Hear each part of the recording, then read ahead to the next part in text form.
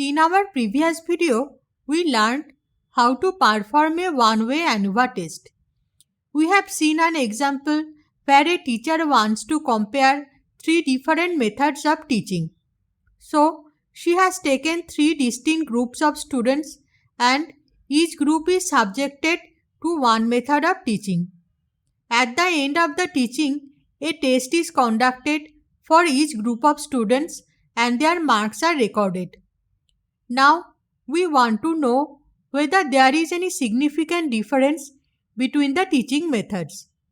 In other words, we want to know whether the mean marks obtained by each group of students are significantly different. Our null hypothesis in this case is that the mean marks obtained by students in three different methods of teaching are not statistically different. In other words, mu1 is equal to mu2 is equal to mu3.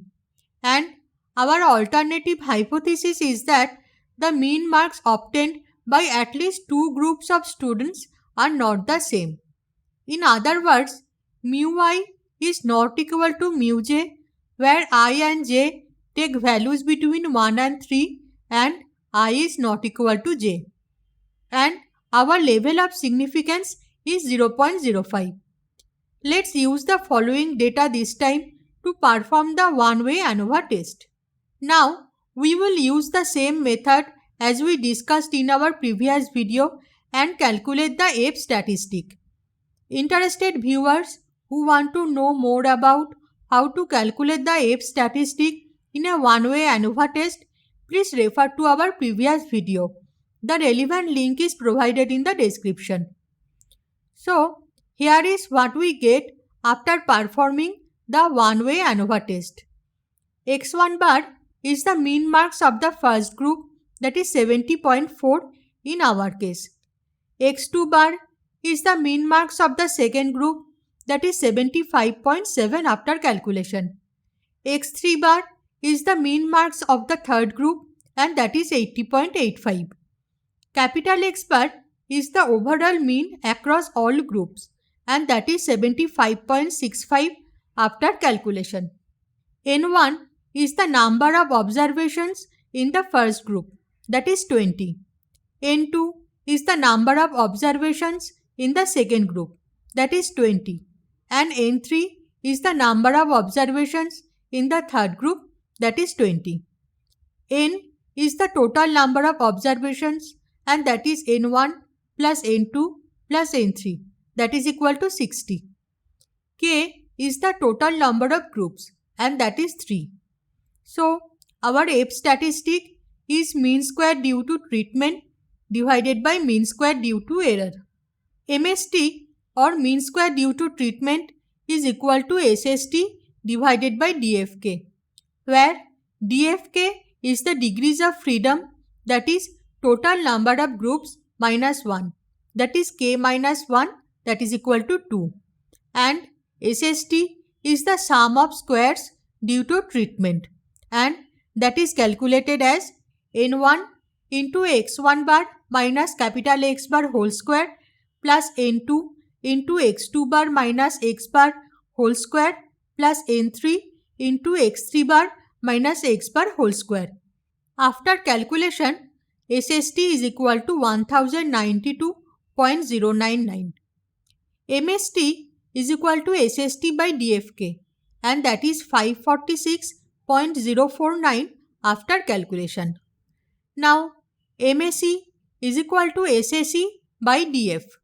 DF is the total degrees of freedom and in this case it is N minus K, that is equal to 57. SSE is the sum of squares due to error and this is calculated as N1 minus 1 into sigma 1 square plus N2 minus 1 into sigma 2 square plus N3 minus 1 into sigma 3 square. Here, sigma 1 square is the sample variance in the first group, that is equal to 118.989 after calculation. Sigma 2 square is the sample variance in the second group and that is equal to 94.64. Sigma 3 square is the sample variance in the third group, that is equal to 80.976. So, the SSE or sum of squares due to error is equal to 5597.55 after calculation. MSE is equal to SSE by DF, that is equal to 98.20 after calculation. Therefore, the F statistic is equal to MST divided by MSE, that is equal to 5.56 after calculation. Now, we can look at the F distribution table and find out the critical value for the numerator degrees of freedom or DFN is equal to 2 and the denominator degrees of freedom or DFD is equal to 57. And we can see the critical value is 3.159 for alpha is equal to 0.05. So, our F statistic is more than the critical value, and so we will reject the null hypothesis. Therefore, we can conclude that the mean marks obtained by at least two groups of students are not the same. In other words, mu I is not equal to mu j, where both I and j take values between 1 and 3 and I is not equal to j. At this point, we know that the mean marks obtained by at least two groups are statistically different. But we do not have any deeper insights into the comparisons between specific groups. In other words, we do not know the means of which groups differ.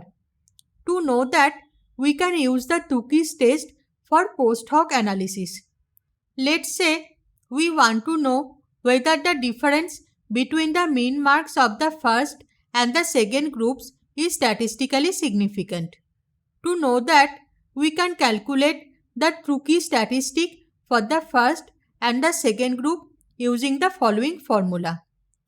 Q12 is equal to x2 bar minus x1 bar divided by root over a square by 2 into 1 by n1 plus 1 by n2. Here, x1 bar is the mean marks obtained by the first group, that is equal to 70.4 in our case. x2 bar is the mean marks obtained by the second group, that is 75.7 in our case. A square is the mean squared error for the ANOVA test, that is equal to MSE, that is 98.20. N1 is the number of observations in the first group, that is 20 in our case, and N2 is the number of observations in the second group, that is also 20 in our case. Please note that here x2 bar is more than x1 bar, and so we are subtracting x1 bar from x2 bar. So, if we put all the values, then Q12 is equal to 2.39 after calculation.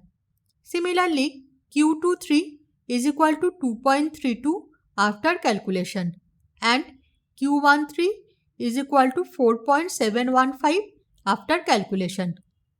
Now, we can look at the Q table or the studentized range distribution table to find out the critical value. Please note that here degrees of freedom is equal to n minus k, that is 57.